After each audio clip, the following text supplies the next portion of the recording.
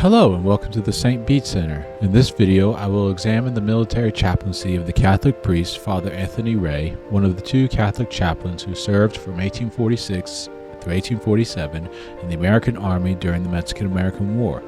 This video will be the first in a series on the American Catholic chaplaincy during the Mexican-American War, illuminating a rather understudied area of the history of the American military chaplaincy, particularly in the history of the Catholic chaplaincy in America's armed forces. This video about Father Ray will serve as one of two introductory videos on these Catholic chaplains, with following videos focusing on the nuances of the chaplaincy and particular themes. Father Ray was a Frenchman by birth, born on March 19, 1807 in Lyon, France.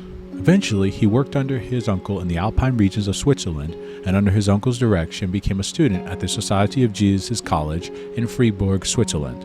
After becoming a Jesuit priest, he requested to be sent to the Jesuits' Maryland province in the United States because of a lack of Catholic clergy in that area, being assigned as a faculty member at Georgetown College, now Georgetown University, in 1840, at the young age of 33, and becoming known for his piety, enthusiasm for his work, and astuteness, possessing a missionary spirit, and helping with reform in the province. With these characteristics, in May 1846, Father Ray found himself chosen as one of the two Catholic military chaplains to be sent to the American Army in Mexico during the Mexican-American War. As recorded by Father Ray's fellow Jesuit chaplain, Father John McElroy, they both arrived in Matamoros, Mexico on July 6, 1846, and soon thereafter got to work providing heavenly nourishment for their military congregants. Father McElroy wrote on July 8, 1846, that he and Father Ray paid a visit to the military hospital, with Father Ray bringing the Blessed Sacrament as the viaticum to a soldier on July 16. The next day, Father Ray himself called upon ailing soldiers at Point Isabel, a Texan port city, and stayed with them until his return to Matamoros on July 28th. Eventually, Father Ray departed from Matamoros to accompany Major General Zachary Taylor's army into the interior of Mexico towards Camargo on August 4th, 1846. It was during his time with General Taylor's army that Father Ray exemplified the pious zeal and evangelistic spirit that distinguished him at Georgetown College. He wrote to Father McElroy on August 16, 1846, quote, "I had nearly determined to start this afternoon for Matamoros in order to see you once more before marching to Monterrey. But as some of the regiments that are here are soon to start towards Monterrey, several Irish soldiers wish to go to confession before entering into the field. Hence I thought it was ad majorem Dei gloriam that I should stay here with them. So I do not see how I will be able to see you again." Close quote. On August 24, 1846, Father Ray wrote to Father McElroy from Camargo that, quote, "Since my last, I have administered once the sacrament of extreme unction to a regular soldier of Louisiana, and received in our church and baptized under condition William Paul Watson of the Texan Volunteers, formerly a student of Georgetown, now sick and 21 years old. I hear daily from 2 to 6 confessions and visit frequently by the camp hospitals near the town on horseback." Close quote. And on September 2nd, 1846, Father Ray said, quote, "I have every day some confessions to hear, and with the help of some of the Catholic officers, I may have some converts, or at least sow the seed that will fructify later." Close quote. General Taylor's army, along with Father Ray, arrived not far from the Mexican city of Monterrey on September 19th, and it was at the Battle of Monterrey that took place from September 20th through the 24th, 1846, that Father Ray showed extreme coolness and devoutness to his priestly duties. Father Ray did not go into details about his actions during the Battle of Monterrey, but Americans who witnessed his efforts only had praises for the chaplain. A Baltimore Sun correspondent wrote that Father Ray was, quote, "upon the field of bloody war at Monterrey, and present to offer the last rites of their faith to the followers of his creed, and his spiritual consolations to everyone." Close quote. Albert Hart, who served in the Maryland District of Columbia Regiment and had his arm amputated after receiving a severe wound while holding his regiment's standard at Monterrey, emotionally related how Father Ray never rested from tending to the wounded during the battle, but that, quote, "this excellent man was unremitting in his attentions to the sick and wounded soldiers. Day and night he was with them, administering the consolations of religion." Close quote. An account by a Protestant army officer gave even higher accolades of Father Ray's actions during the engagement at Monterrey, writing, quote, "During the memorable conflict at Monterrey, when its plains were strewn with the wounded and dying of my brave comrades in arms, the worthy chaplain was daily to be seen, here binding a wound, there ministering the consolation of the gospel to some prostrate and fallen warrior, hurrying rapidly to the cities of the dead.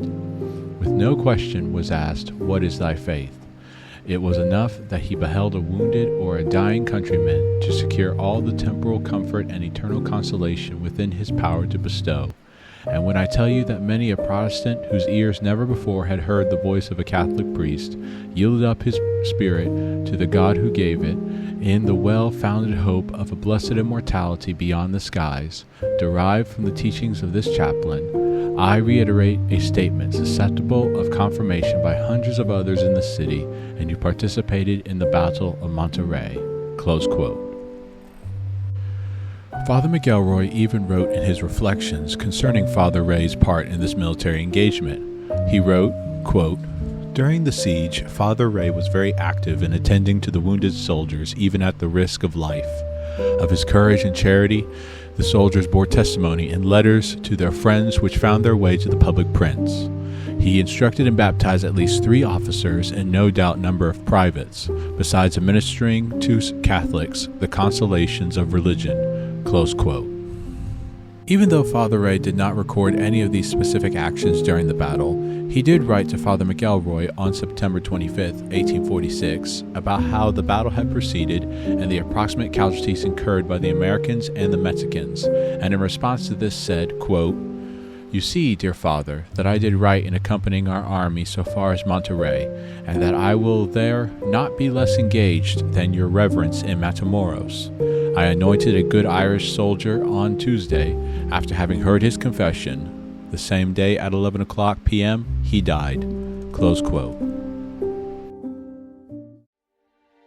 As September turned into November, Father Ray continued to find ample opportunities to perform his ministry at Monterrey. Father Ray wrote to Father McElroy on November 10, 1846, that, quote, "Among our wounded several died. Others in greater number have already left for their respective states. The balance are nearly all doing well. There are a good many other soldiers that go fever and ague, of whom some few died. Hence I have been kept constantly busy." Close quote. Father Ray wrote on November 14th to Father Thomas F. Mulledy of Georgetown College on the activities he had thus far performed at Monterrey, stating, quote, "I received in the Catholic Church 6 persons of our army, since I am in Monterrey. 1 is a captain of our regular infantry. I had 3 or 4 first communions. I gave the extreme unction to several of our wounded and sick. Some of them recovered. Every week I hear some confessions, an average a dozen." Close quote. Father Ray also acted as chaplain to the American troops in the Mexican town of Saltillo, where the kind parish priest, Father Sanchez, helped in the administration of the sacraments and the spiritual caretaking of the soldiers. Father Ray recording in his November 30th letter to Father McElroy, quote, "The following days I visited the town, the camp of General Taylor, who will never stay in town, and the hospital of our troops, where I found a large number of patients. I heard their 3 confessions, and the last day I gave extreme unction to a dying soldier, accompanied by Father Sanchez, who promised to assist as well as he could our dying soldiers in my absence." Close quote. Father Ray even found time to perform a high mass in Saltillo, with Father Sanchez and another Mexican priest assisting, and Father Ray had the following to say about it, quote, "The musicians of the 5th Infantry played organ and sang the Kyrie, etc. There were a good many of our officers and soldiers present, and a great crowd of Mexicans, of whom more than 200 remained after Mass, as well as our Americans, to hear the English discourse I delivered on the Last Judgment.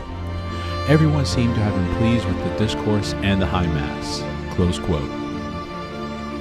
Father Ray kept acting as chaplain for the American soldiers in Monterrey and Saltillo, telling Father McElroy on January 4, 1847, that on December 28, 1848, that, quote, I left for Monterey, having heard in Saltillo 12 confessions and administered the last sacraments to one of our soldiers. Since my return here to Monterey, I have anointed 5 of our soldiers that are all very low. Some others are also very sick and require my particular care. Close quote.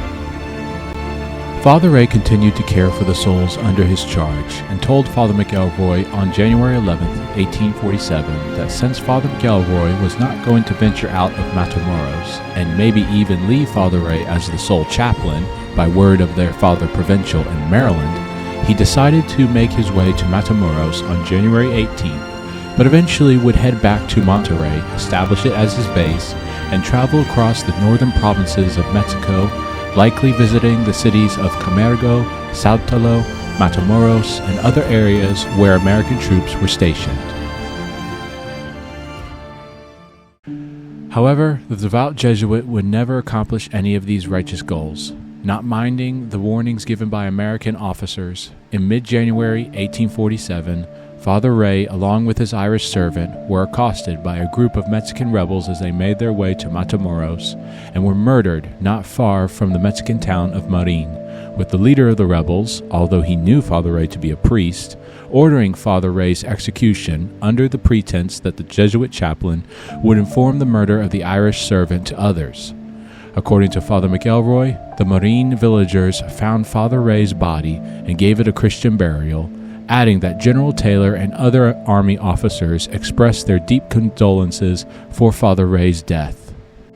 Father McElroy started to investigate the whereabouts of Father Ray by late March, with Father McElroy being informed on April 6, 1847, that Father Ray was murdered. Father McElroy recorded on April 14th that he obtained from the American postmaster in Monterey some letters to Father Ray and the message, quote, that it was generally believed that this father was dead, close quote. Finally, the next day, Father McElroy posted the letters addressed to Father Ray to their provincial superior and stated to him beyond uncertainty that Father Ray was dead.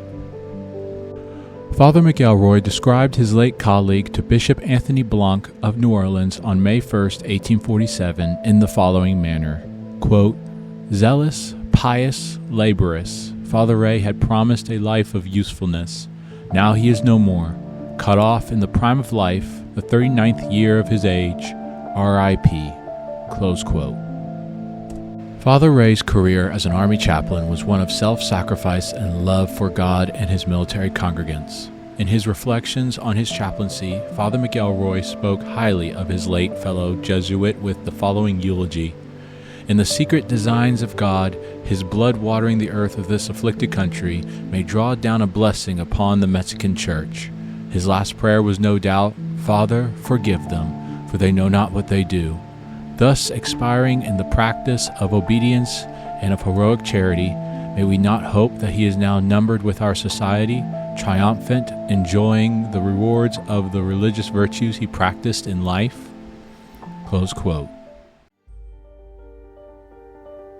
Thanks for watching. If you liked what you saw and want to learn more about the Catholic chaplaincy during the Mexican-American War or other amazing historical events and people in the history of Catholicism, please like this video, subscribe to the channel, and share it with others. Hit the link in the description below to my Substack account where you can read the transcript of this video and see all references. I am grateful for your support. God bless you. St. Bede the Venerable, pray for us. Ave Mater Benedicta.